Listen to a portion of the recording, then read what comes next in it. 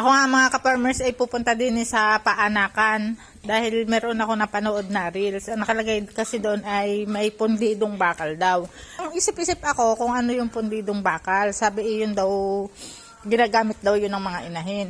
Eh di pupunta ako din para makita ko kung ano yung sinasabi nilang pundidong bakal.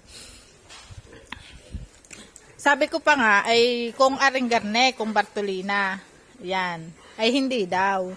Ayun pala mga ka-farmers ay are.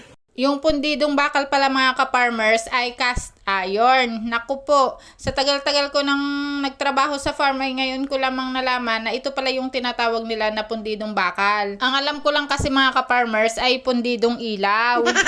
Nagtanong ako kung bakit tinawag na pundidong bakal yan. Dahil ang sabi, yan daw pala ay kaya ganun ang tawag ay hindi daw yan tinatablan ng welding. Ito mga ka-farmers yung tinatapakan at hinihigaan ng inahin kapag naandito na siya sa paanakan. At kung elevated farrowing pen ang inyong ginagamit. Ito nga mga ka-farmers ay napansin ko noon nung inilalagay nga itong cast iron dahil hindi nakaayon yung kanyang pagkakalagay. Dahil ganito kasi mga ka-farmers yung gusto ko sana dahil para kapag kinahig mo yung dumi nila ay maalwan. Nakaayon dapat yung kanyang butas para madaling kahigan nga kapag dumumi yung ating mga alagang inahin. Hindi nga sila pare-parehong maglagay dahil ang katwiran nga nung isa nung naglagay niyan ay para daw hindi madulas. Ito naman nga ay madulas lamang kapag madumi at saka laging basa dahil doon nadudulas yung mga inahin doon sa kanilang dumi. Ang sabi pa nga sa amin ay pwede naman daw ito naming palitan dahil ito naman daw ay iisa ang sukat. Ang ibig niya nga sabihin kung gusto namin na nakaayon ay di aming